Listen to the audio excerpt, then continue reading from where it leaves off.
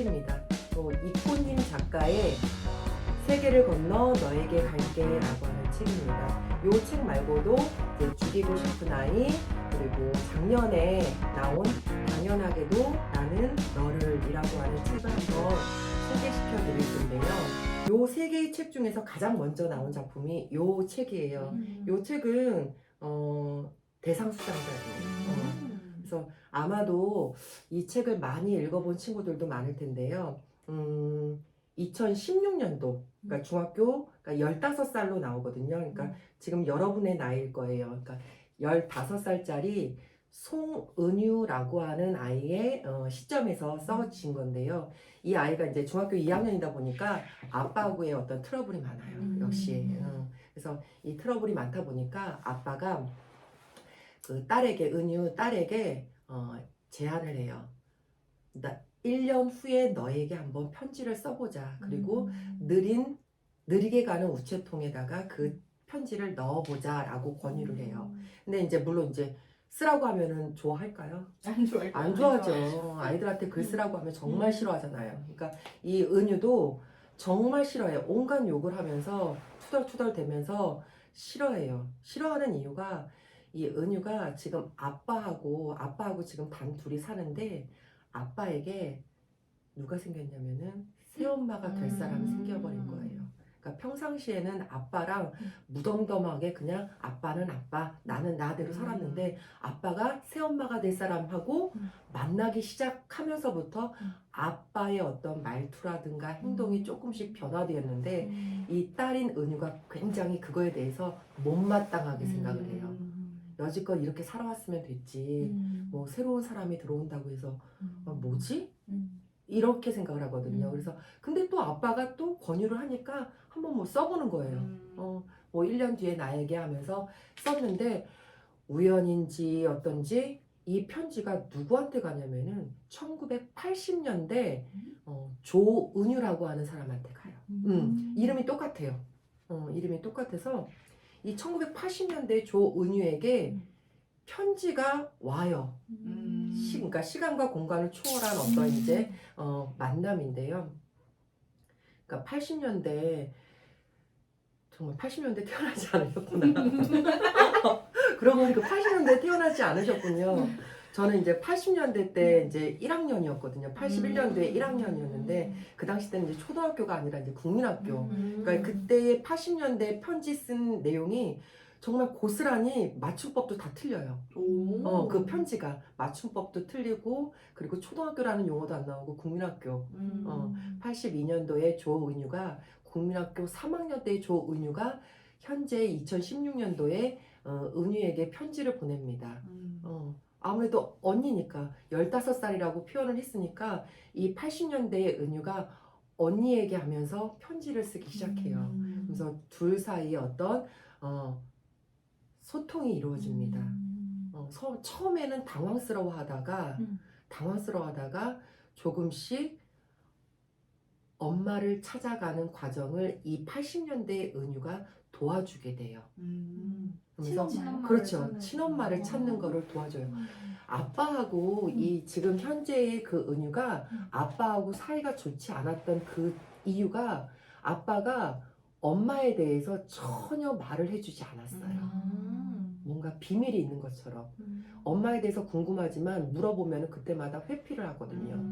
그래서 그거에 대해서 그래서 엄마에 대해서 굉장히 찾고 싶었는데 과거의 은유라면은 그 엄마를 찾을 수도 있겠다. 80년도에 살고 있으니까. 근데 이거를 현재의 은유가 먼저 생각한 건 아니고 과거의 은유가 찾아줄게 라고 얘기를 하죠. 하죠.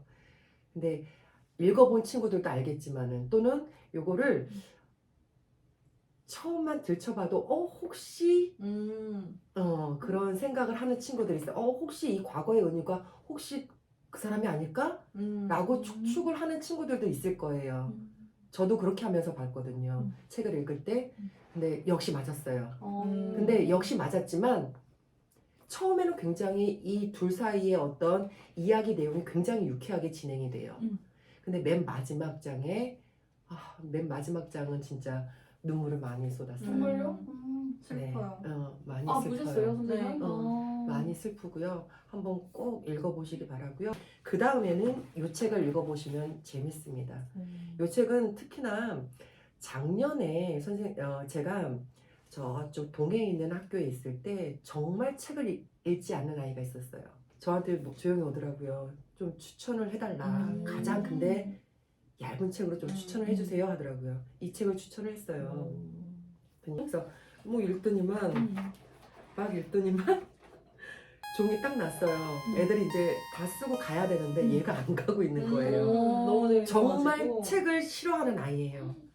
읽기 힘들어하는 아이인데 근데 솔직히 저도 처음에 읽었을 때 빨리 읽고 끝내겠다라고 했는데 와, 이 뒤에 이야기가 너무너무 궁금해서 책을 놓지 못했던 것 맞아요. 같아요. 반전도 있고. 반전도 있고 계속 범인이 누굴까 찾아가는 재미도 있었습니다. 그래서 이 책은 부담 없이 읽을 만한 책이고요. 그리고 또 이게 또 학폭과 관련되어 있는 내용이기 때문에 여러분들이 한번 읽어보는 것도 좋을 거라고 생각을 합니다. 요거 다음에 요 책을 한번 또 읽어보세요. 굉장히 낭만적인 표지가 너무 예쁘고. 표지도 너무 이쁘고 제목 자체가 당연하게도 나는 너를 뭐 뒤에 말 어떤 말 떠오르세요? 사랑한다. 사랑한다. 저도. 좋아한다. 믿는다. 사랑한다. 뭐 이런. 맞아요. 근데 그런 의미요? 당연하게도 나는 너를 사랑하기 때문에 나는 그런 행동을 했어. 어떤 이거랑 내용인지 약간 결이 궁금하죠? 비슷하고. 비슷해요. 그래요? 비슷해요. 근데 조금은 달라요. 회주와 해록이의 이야기인데요. 맨 처음에 해록이 이 나쁜 놈 이러면서 읽었는데 반전이 있군요. 또. 반전이 있습니다. 그러니까 여러분들이 되게 반전이 좋아하잖아요. 그리고 이것도 분량이 굉장히 부담 없는 분량이에요. 그러게요. 그래서 여러분들이 읽으면 굉장히 좋을 것 같습니다. 전 여기까지예요. 네. 선생님도 혹시 뭐 나누고 싶은 질문이나 이런 게 있을까요? 나누고 싶은 질문이요. 만약에 이 그 세계를 건너 너에게 갈게 요거를 읽고 좀 퍼뜩 들었던 거예요. 네네. 나는 다 읽고 나서 만약에 현재의 난데 과거로 돌아가고 싶은 적이 언제가 있을까라는 생각이 들었어요. 과거로 돌아가고 싶을 때. 사실 별로 가고 싶진 않은데 아, 공부가 너무 싫어가지고 너무 힘들죠. 싫어가지고요. 네. 만약에 간다면 저는 동생이랑 저랑 나이 차이가 한 7살 나거든요. 나이 차이가 좀 나요. 그래서 동생 태어나서 한 동생이 3, 4살, 4, 5살 때쯤으로 가고 싶어요. 왜냐면 그때 이제 엄마 몰래 컴퓨터 게임을 제가 막 하고 있었는데 동생이 이제 자기도 하고 싶어 하는 거예요, 컴퓨터를. 근데 이게 기회니까 저는 안 돼 이러고 막 동생을 때렸던 기억이 있거든요. 왜 나쁜 거 많이 해가지고 하시네. 근데 동생 때리고 동생이 울면 또 미안하니까 누나가 미안해 하고 막 시켜주고 그랬는데 다시 돌아간다면 조금 더 잘해줄 수 있을 것 같아서 그 시기로 돌아가고 싶어요. 저는 저 대학생 때 되게 뭐 모두가 다 그럴 수도 있는데 약간 전성기처럼 네 너무 20살 막 23살 그 나이가 너무 젊고 뭔가 그런 현실과 살짝 동떨어져 있으면서 뭔가 되게 행복하게 이렇게 지냈던 친구들도 사귀고 뭐 연인도 만나고 그랬던 시기가 아닌가 싶어서 그때 조금 저는 돌아가고 싶다 라는 생각이 드네요. 제일 좋았던 순간인 것 같아서. 저는 과거로 돌아가고 싶으면은 그 아빠가 아버지 저희 아빠가 그 장애인이세요. 반을 이제 반신을 이제 못 쓰시는데 그때 왜 학교마다 보면은 학교 설명에다 지금 학교 설명이지만은 그 당시 때도 네. 아빠가 부모님이 오시는 경우가 있었어요. 근데 아빠가 오셨었는데 엄마랑 아빠가 오셨었는데 아빠를 모른 척했어요.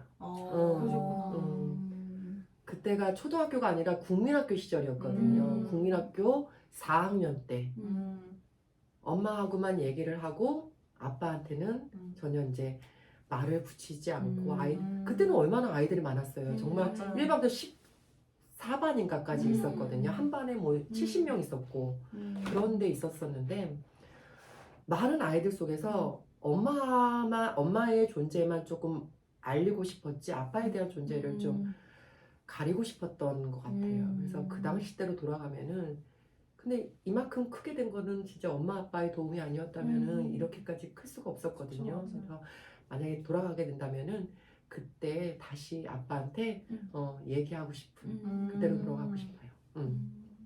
그렇습니다. 그래서 저희 이제 그 영상을 마무리하면서 늘 이제 그 흐지국지를 작년부터 봤던 친구들은 알 거예요. 댓글 미션이라는 게 있어요. 네.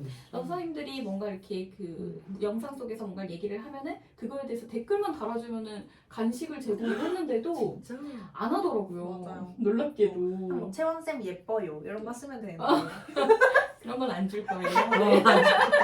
그래서 오늘의 그 댓글 미션은 뭘 하면 좋을까를 생각을 하다가 이건 어떨까 싶어요. 저희가 지금 이제 처음 이 영상이 처음 올라가잖아요. 그래서 여러분들은 어떤 장르의 책을 좋아하나요? 좋아요. 혹은 좋아요. 뭐 여러분들의 인생책은 무엇인가요? 좋아요. 뭐 이 두 가지 질문 중에서 하나 답변을 해서 그 댓글을 달아주는 친구한테 좀 이렇게 간식을 주면 어떨까라는 생각이 맞아요. 듭니다. 선생님이 많이 줄게. 그럼요. 답글도 달아주는데 답글도. 채원쌤이 답글을 다 달아주는데 그럼요. 참여도가 좀 낮았어. 작년에는. 어쨌든. 길게 안 달아도 되니까 자, 그러면은 그 댓글 미션 꼭 수행해 주시고 저희는 다음 영상에서 또 찾아뵙도록 하겠습니다. 인사할까요? 안녕 안녕 얘들아. 재밌었어.